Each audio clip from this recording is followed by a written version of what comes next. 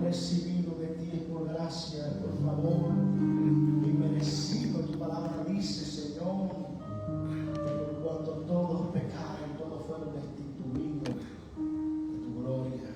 Mas gracias sean dadas a ti, oh Señor Jesús, que en tu inmenso amor y misericordia te has complacido en darnos, Señor, oh Dios, tu Hijo unigénito para la salvación de nuestras vidas.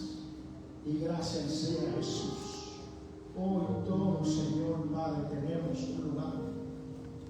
Oh Padre, gracias por tu favor, por tu bondad, por tu misericordia. Gracias porque cuántas cosas, Señor Dios, oh Padre, has detenido enfermedad, has detenido los problemas, las dificultades, y has establecido tu poder y tu gracia, por favor, y por misericordia, Señor. En el nombre de Jesús, Padre, hemos orado en esta tarde gloriosa. Te damos gracias por este tiempo de oración donde pudimos, Señor, entregarte un tiempo hermoso. Dios, donde hemos orado, presentado, Señor, cada petición, necesidad, nuestra ciudad, la iglesia, los planes, sobre todo hacer tu voluntad, Dios. Te damos gracias porque tú eres quien pone el querer como el hacer tu buena voluntad. En el nombre de tu Hijo amado Jesús tenemos la fe, porque la convicción, la certeza, Señor, de que cada oración ha llegado a tu presencia. Y sobre todas las cosas que hemos presentado, Señor, lo único que verdaderamente anhelamos es que tu voluntad sea hecha, Dios. No conforme a nosotros, sino conforme a ti. Que tu palabra sea proclamada en nuestra ciudad. Dios, que las almas alrededor de nuestras vidas sean salvas, Señor, reciban la salvación. Y que podamos caminar en esta tierra dando un buen testimonio de que tu vida camine en nosotros, Señor. Todo sea para ti, toda gloria sea para ti, Señor. En el nombre precioso de Jesús, le decimos amén. Amén. Y amén. Gloria sea el nombre de Jesús. Dios bendiga en esta noche gloriosa y maravillosa. Nosotros estamos bendecidos. Aleluya. Dígale a su hermano, yo me siento bendecido. Hacerlo con autoridad. Y si no se siente bendecido, váyase para la India, África, en esos lugares donde verdaderamente hay necesidad, y va a ver que verdaderamente estamos bendecidos. Sí, Señor. Vamos a la palabra del Señor. Vamos a tener un estudio muy interesante el día de hoy. Verdaderamente la palabra del Señor, cuando se conecta con nuestra vida, hay cosas que, misterios que son despertados. Están ahí, pero por la palabra son despertados en nosotros. Vaya conmigo al Evangelio según Juan, capítulo 6, versículo 39 en adelante.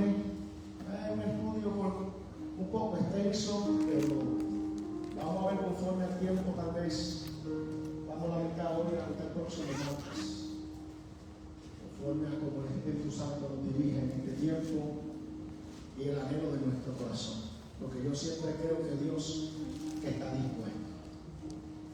Eso es un buen tema. Dios está dispuesto. Amén. Dios, ¿cuánto creen que Dios está dispuesto? Amén.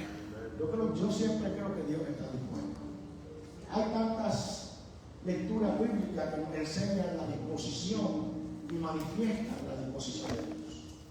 Diga conmigo, Dios está dispuesto. Dios siempre está dispuesto.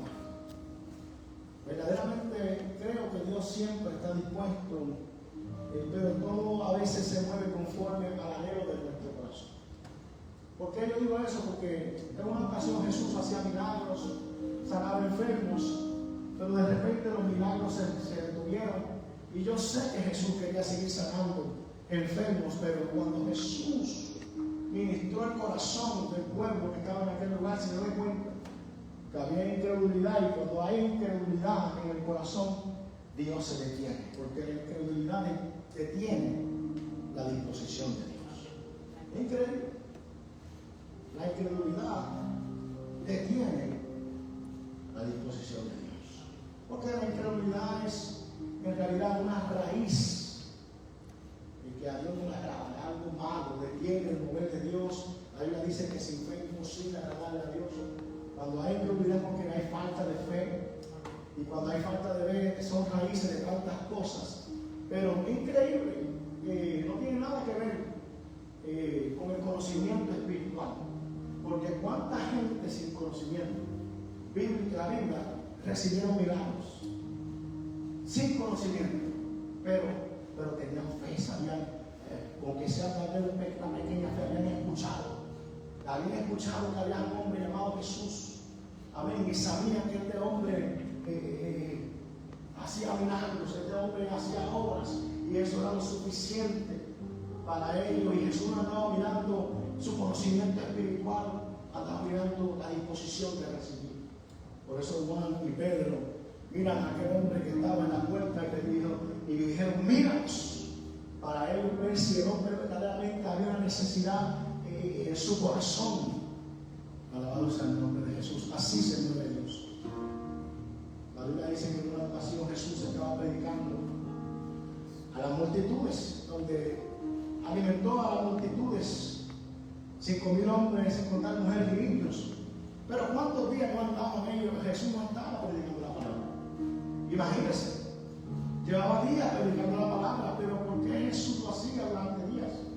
Porque había una disposición en su corazón. Nosotros podemos decir a Dios que lo amamos, nosotros podemos decir a Dios que queremos que Dios lo haga, pero Dios se conecta con nuestro corazón y Él mira si hay disposición en nuestro corazón. Amén. Y donde Dios ve disposición, Dios se mueve.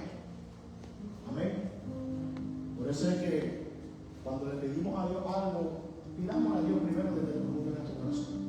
Si usted le dice, Señor, cámbiame, no le diga cámbiame. Si usted no está dispuesto a pagar el precio en su corazón.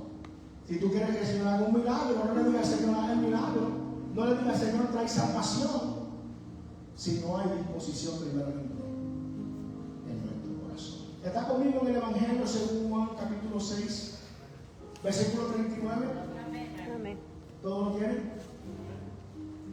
Vamos a estar hablando bajo el tema que vamos a estar usando en esta tarde gloriosa aquí en el estudio, que creo que vamos a hacer varios estudios porque verdaderamente creo que Dios se va a glorificar grandemente, y vamos a usar por tema el método de Jesús para la iglesia. Escriban por ahí un papel, anótenlo en su teléfono, no sé, por ahí, tal vez sea útil para.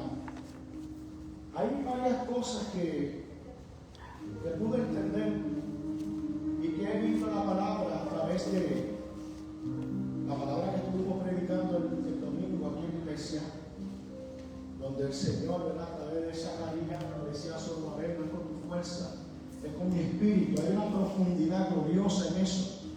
Y hay varias cosas que verdaderamente llamaron mi atención en referencia a esa palabra. Y una de las cosas que he resaltado dentro de esa palabra, ese mensaje para la iglesia, era que antes de cualquier prueba o antes de cualquier adversidad, Dios siempre envía una palabra. Antes de cualquier dificultad, antes de cualquier proceso, antes de cualquier problema que tú estés pasando, Dios siempre envía una palabra. ¿Verdad? Si usted analiza la Biblia, Pablo dice en 1 Corintios 10:13 que no hay tentación ninguna que haya llegado sobre nosotros que no seamos capaces de vencer. Alguien que me busque esa lectura. 1 Corintios 10:13. Alabado sea el nombre de Jesús. ¿Y por qué el método de Jesús para la iglesia? Porque si hay algo que la Biblia nos enseña, no tan solamente en el Antiguo Testamento, pero en el Nuevo Testamento, nos enseña que si hay algo que Jesús vivió enfocado, desde el principio Dios lo hizo, en el Nuevo Testamento lo volvió a hacer a través de Jesús. Si había algo que Jesús estaba enfocado, era en preparar la iglesia. ¿Verdad? Si leemos y analizamos toda la revelación del apóstol Juan en Apocalipsis, era eso, ¿verdad? Y todo lo que el apóstol Pablo hizo en la iglesia en Corinto, cuando fue a Roma, en Galacia, cuando fue a la iglesia de Gálatas. Todos los libros fueron con el principio de eso, de preparar la iglesia, de que la iglesia estuviera preparada, no tan solamente cuando se tocó con Timoteo, la voz de Timoteo, y la voz de Timoteo del carácter, en aquel tiempo que se iba a manifestar en la humanidad, y también en este tiempo. Era un tiempo donde verdaderamente el enfoque era preparar la iglesia. ¿Alguien lo tiene? Primera de Corintios 13. El que lo lea en voz alta. No os ha sobrevenido ninguna tentación que no sea humana, pero fiel es Dios, que no os dejará ser tentados más de lo que podéis resistir, sino que dará también juntamente con la tentación la salida para que podáis soportar. Entonces, esa lectura yo me la aprendí hace un tiempo y ha estado siempre grabada, porque cada vez que vengo una situación a mi vida, yo me doy de cuenta que la Biblia dice, Pablo dijo que fiel es Dios, que Él no nos dejará ser tentados más de lo que podéis soportar y que juntamente con la tentación os dará la salida para que podamos salir. Entonces no hay dificultad, no hay adversidad, no hay circunstancia que Dios haya permitido, porque Él es fiel, que no dejará que una circunstancia llegue si no te ha dado la salida para que puedas salir. Entonces, ¿por qué quise añadirlo a esto? Porque de la misma manera la iglesia, Dios no dejará que llegue ninguna circunstancia a la iglesia sin haber antes preparado a la iglesia.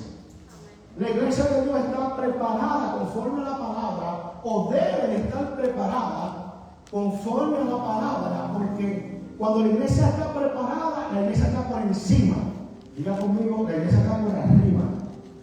Dígalo con autoridad, la iglesia está por arriba. Porque ese es el lugar donde Dios puso la iglesia. Jesucristo vino a establecer una iglesia con fundamento, una iglesia sólida, una iglesia capacitada, una iglesia fortalecida y sobre todas las cosas, más que nunca, una iglesia llena del poder del Espíritu Santo. ¿Alguien tiene que ver eso? Diga conmigo, una iglesia llena del poder de Dios. Dígale nuevamente, una iglesia llena del poder de Dios.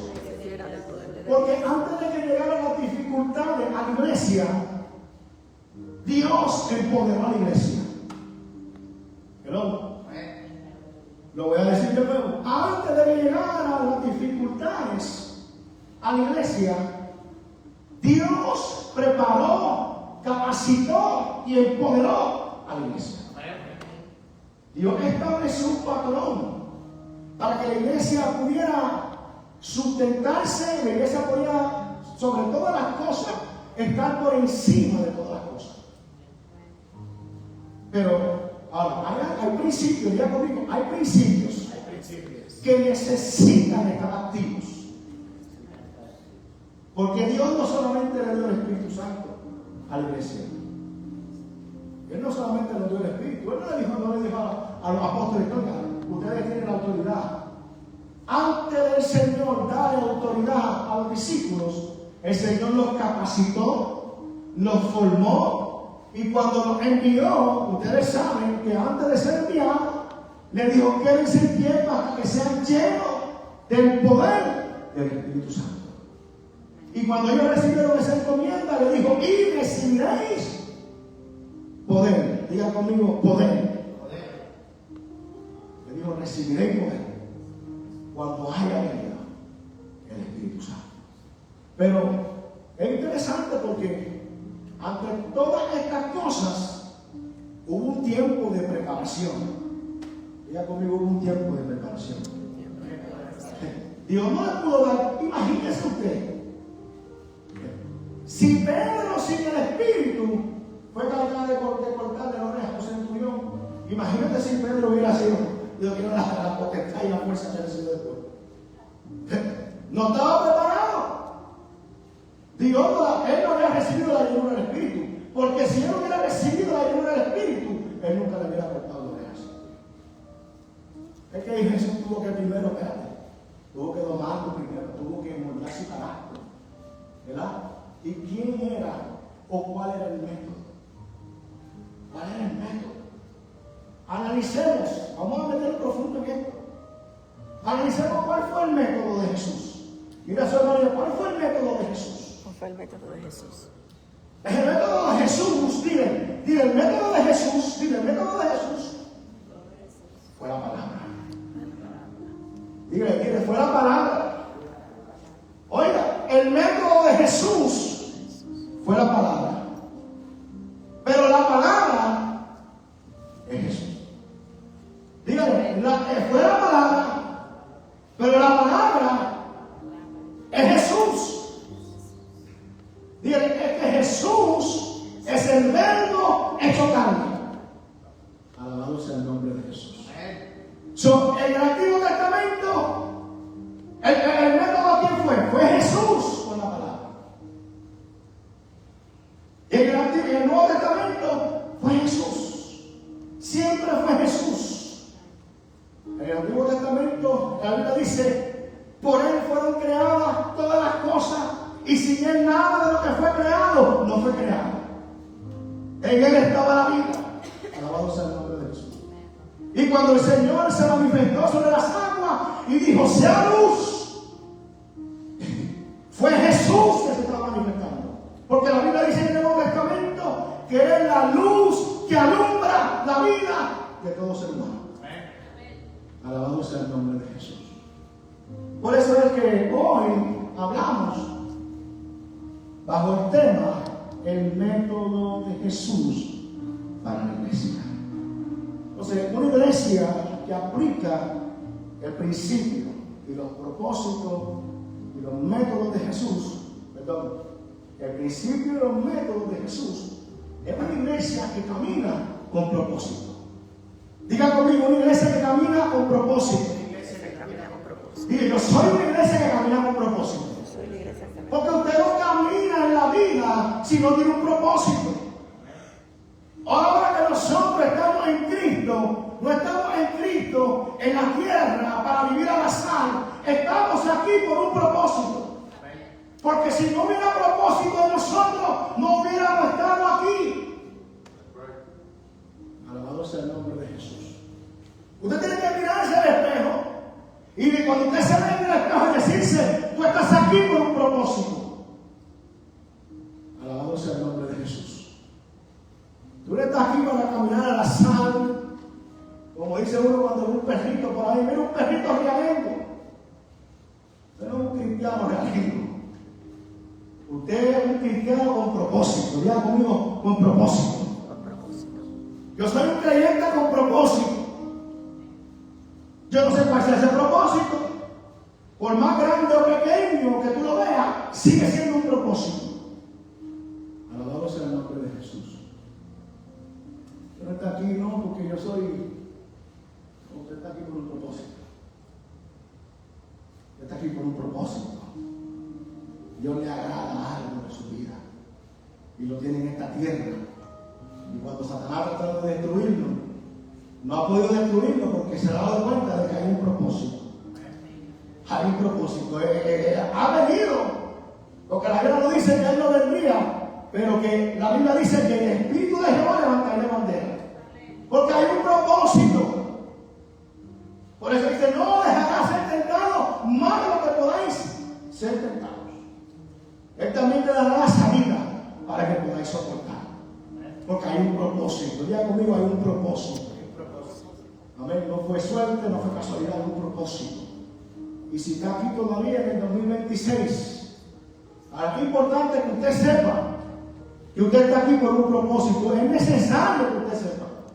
Y que usted y yo estemos haciendo nuestra diligencia para que ese propósito se esté cumpliendo. Porque Dios ya hizo su parte. Y lo que no ha hecho, Él lo hará. Pero está en nosotros que nosotros estemos conectados en saber que caminamos con un propósito.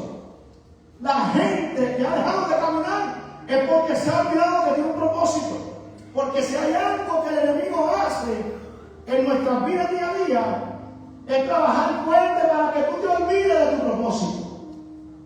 pero que el enemigo trabaja día a día, pero el Espíritu Santo de Dios también no ha dejado de trabajar, que día a día nos hace recordarnos de su propósito. Por eso cuando nosotros nos conectamos al verbo, nos conectamos a la palabra. Hay momentos que usted se conecta a la palabra y llega con un aliento de vida, porque el Espíritu Santo te renueva y te hace hacer memoria de que hay un propósito. Pero nosotros vivimos en un mundo donde el Dios de este siglo trabaja fuerte para que la luz de Cristo no resplandezca en nosotros. Y te hace ocuparte, te ciega, caminar y se te olvida. Se te puede llegar a olvidar tu propósito. Líbranos, Jehová. Se puede llegar a olvidar nuestro propósito. Podemos, sí. No cree que ha sucedido. Ha sucedido. Ha sucedido. No cree que ha sucedido en la vida de Moisés, donde en un momento que se lo había olvidado. Se olvidó de la visión, del principio, la carga, la adversidad. Se olvidó del Dios que lo llamó. Se olvidó de Éxodo capítulo 3, donde la salsa ardía y no se consumía. Se olvidó de eso. Donde él dijo: wow, iré a ver esta gran misión, porque la salsa arde y no se consume en un desierto. Eso es algo sobrenatural. Se olvidó de las señales que hizo Dios, que fueron manifiestas a través del mismo. Se olvidó de su propósito. Vio un ejército que le seguía y se olvidó de un Dios poderoso que lo había guardado de la mano de Faraón. Imagínense: Señor, ¿qué voy a hacer ahora? Se olvidó de su propósito. Tú eres quien va a dirigir el pueblo. ¿Por qué clamas a mí? Se te olvidó tu propósito. Háblale al mar, tú tienes la dirección, tú tienes la autoridad. Porque vivimos en un mundo lleno de adversidades, aflicciones, pruebas, que día a día se nos hace muchas veces olvidarnos de nuestro propósito. Y vienen pruebas y vienen dificultades, y usted predica un mensaje y se siente el fuego, porque está conectado con la palabra de Dios. Pero ¿qué hace el enemigo? Vuelve y te ataca y hace cegarte de tu propósito, batallando, porque él sabe que si hay algo fuerte en esta vida, es un creyente que sabe que camina con propósito en la tierra. Eso es poderoso, hermano. Dígaselo a su padre, eso es poderoso. No, pero usted lo dijo con una desánimo.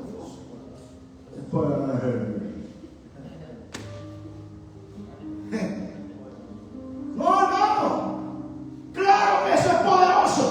Aunque Él no cura para los que se pierden, pero para los que creen es poder de Dios.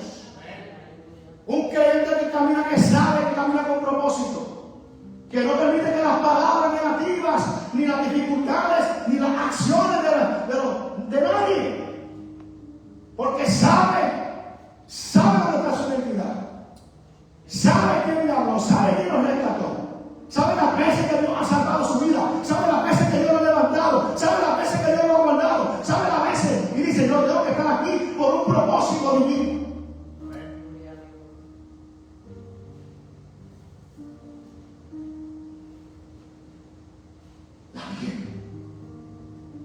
Dice que Daniel, cuando estaba en la fosa, no dice que Daniel estaba preocupado, no dice que Daniel estaba temblando.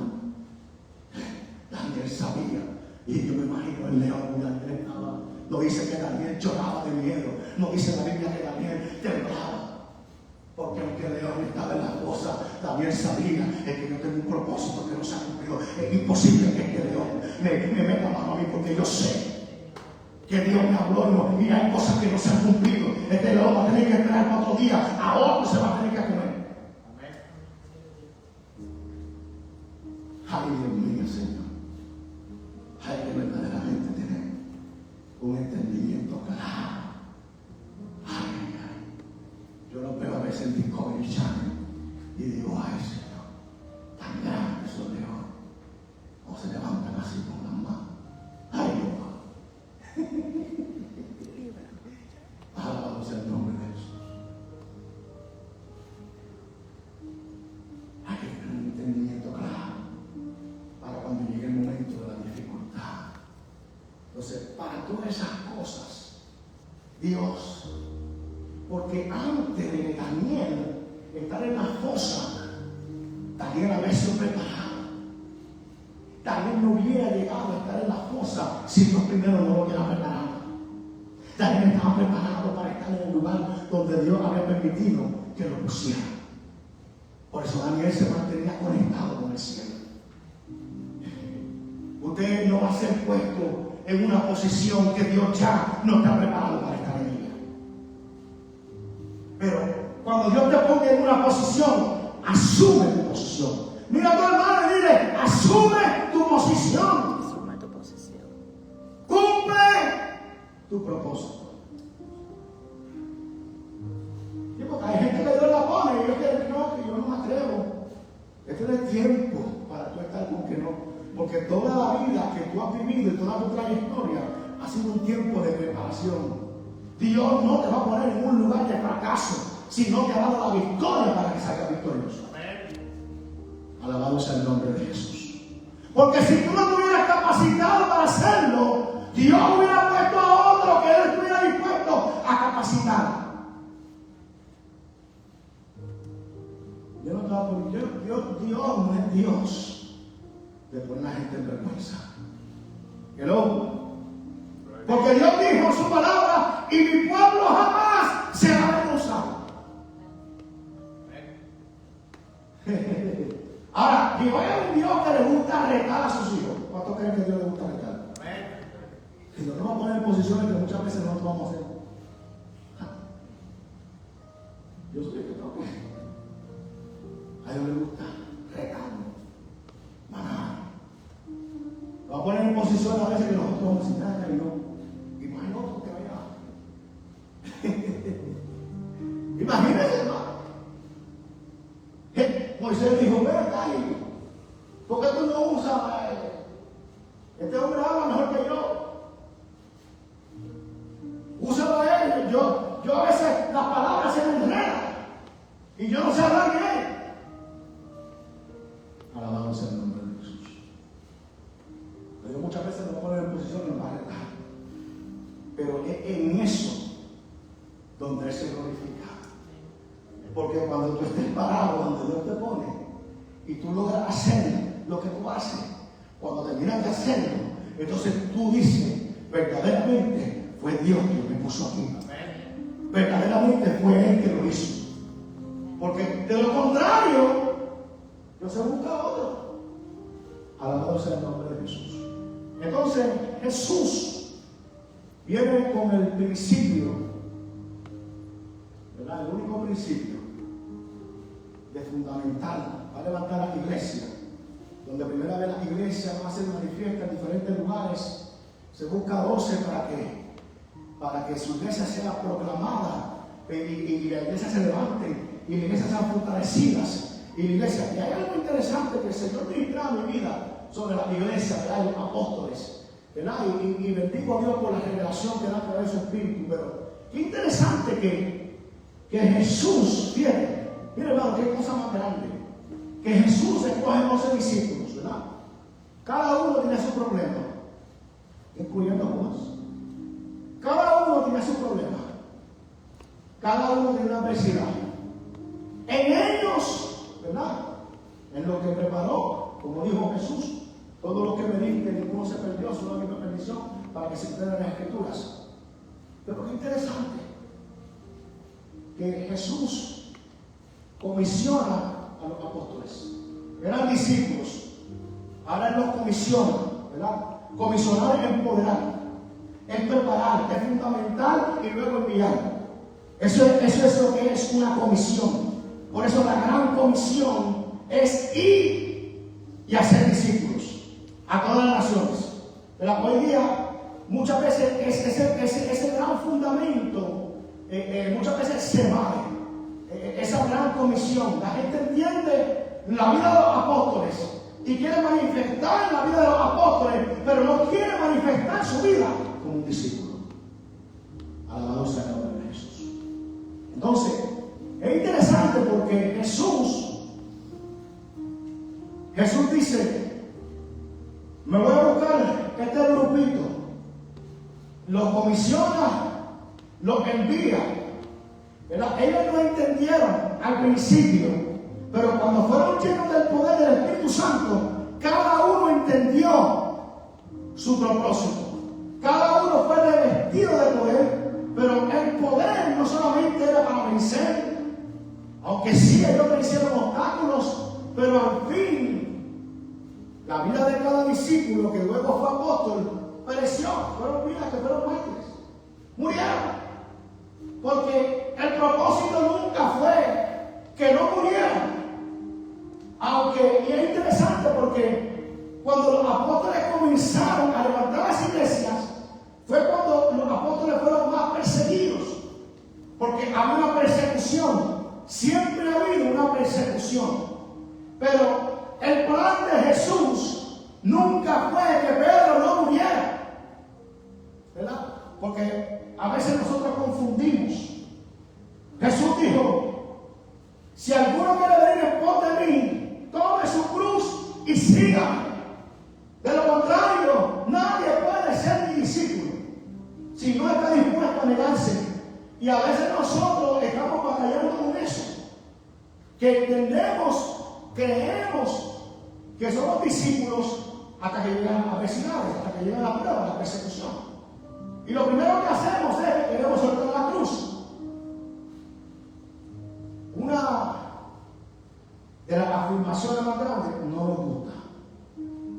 Una de las afirmaciones más grandes no nos gusta. Una de las afirmaciones más grandes, cumpliendo nuestro propósito, es cuando más comenzamos a ser rechazados.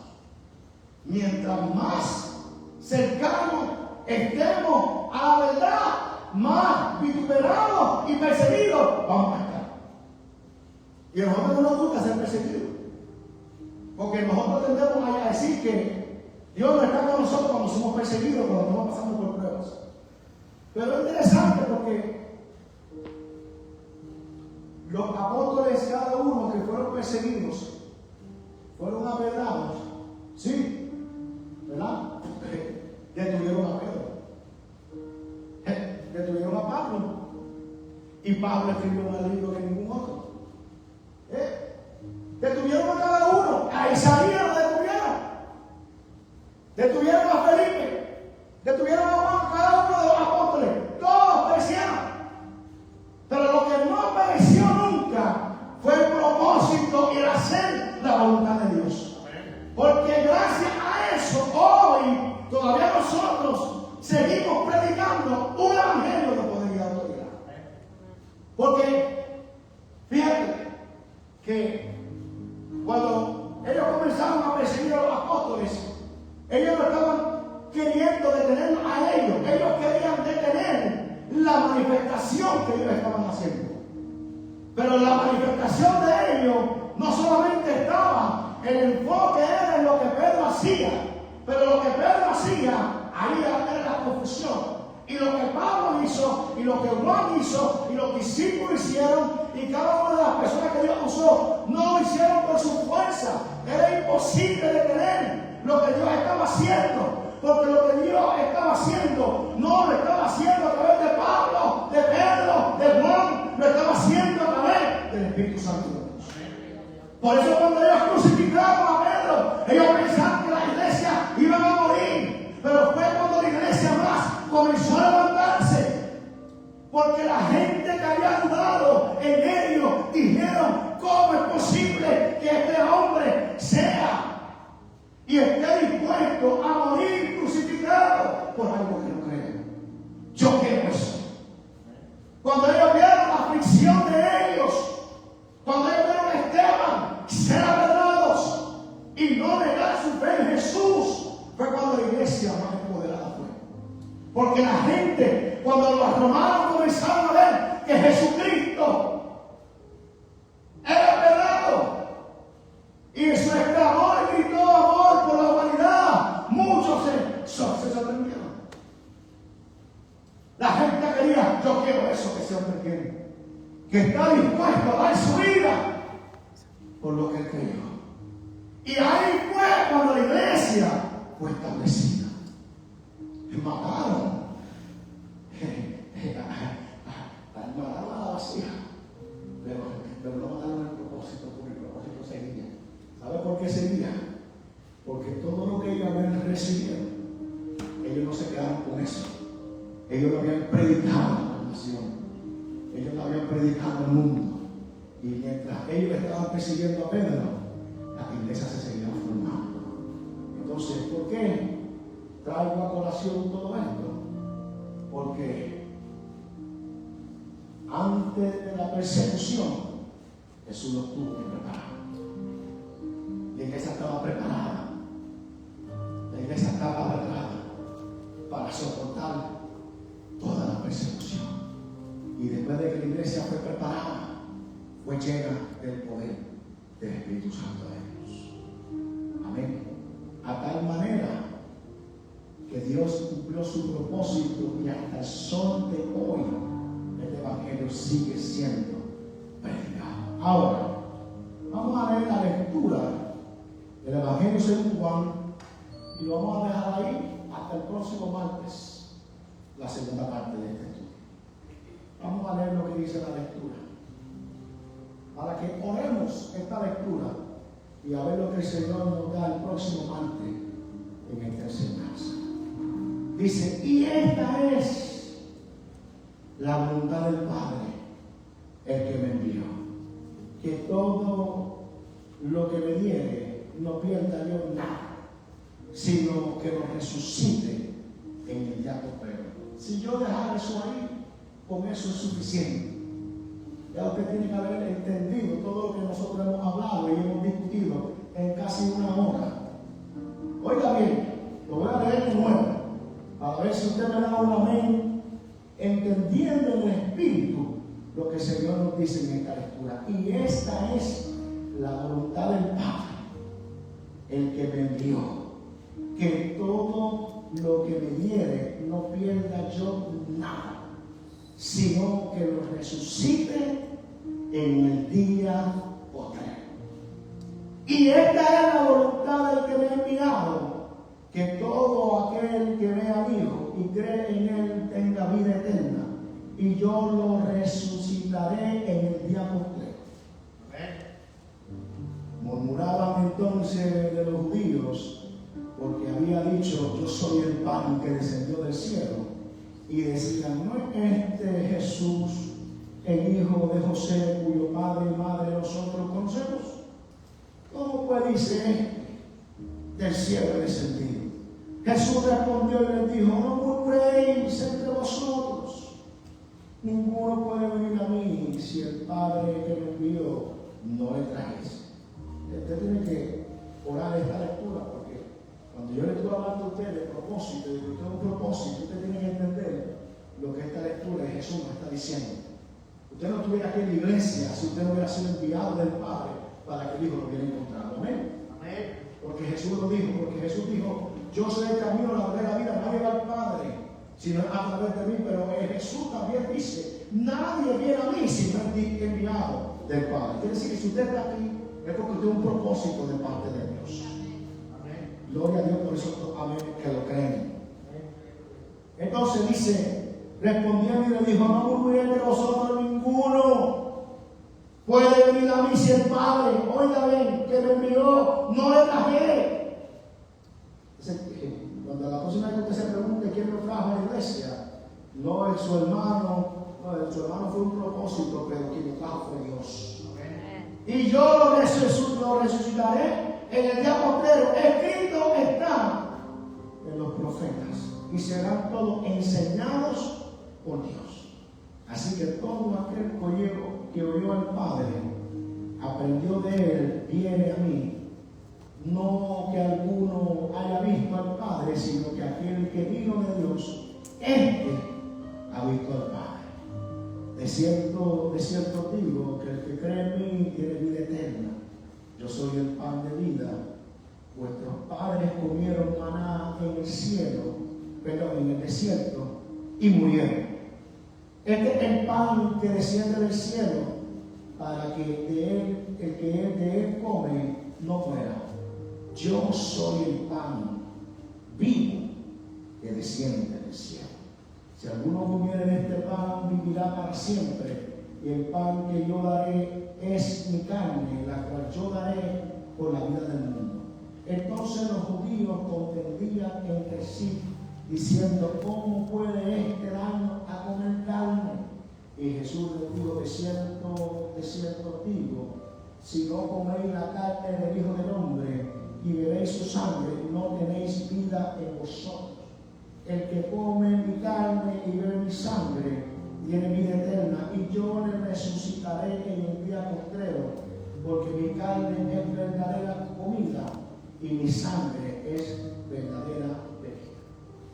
El que come mi carne y bebe mi sangre, en mí permanece, y yo en él. Como me envió el Padre viviente y yo vivo por el Padre, así mismo el que me come, él también vivirá por mí.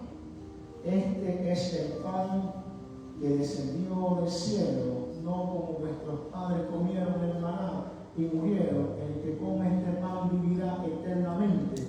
Estas cosas digo en la sinagoga, enseñando en Capernaum. Estamos de pie y vamos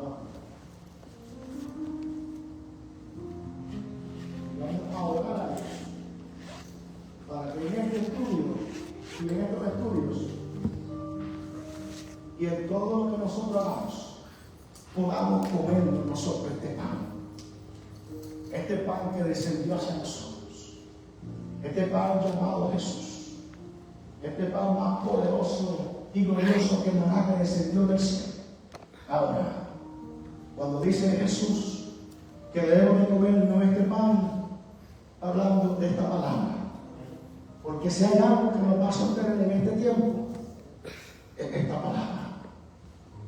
Que todo lo que nosotros hablemos, manifestemos, sea retornado por él. Porque él dijo que el que come de ese pan, dice, come vida eterna. Amén. Y ese pan es esta palabra que está aquí. Padre, en el nombre de Jesús, te damos la gloria y la honra, mi Señor. Y te bendecimos. Y te damos gracias, Señor, por tu bondad y por tu fidelidad. Padre, bendecimos tu santo y precioso nombre, porque tú eres bueno y porque para siempre es tu misericordia. Y te damos gracias por tu palabra, porque es pan. Tu palabra dice, Señor, que el hombre no solamente vive de toda palabra, sino que vive, no solamente de pan, sino de toda palabra que sale de tu boca. Y nosotros, Señor, queremos caminar, queremos servir y queremos hacer todo conforme a esa bendita y sagrada palabra. Te damos gracias por este tiempo hermoso. Y yo te pido, Dios, que tu palabra despierte en nosotros un deseo, un anhelo de escudriñarla, Señor, de aprender de ella, de ser renovado por ella. Así como en alguna ocasión Jesús dijo: si creyeres, oh, si creyeres, oh, Santo Jesús, si solamente creyeres. En una ocasión le dijo a Marta: no te he dicho que si creyeses, verás mi gloria. Así también yo declaro y proclamo que todo aquel que crea verá tu gloria. Te damos gracias por este tiempo hermoso y maravilloso, Jesús. Bendice en esta hora al dador alegre, al que trae tus diezmos y sus ofrendas a tu casa. Y bendice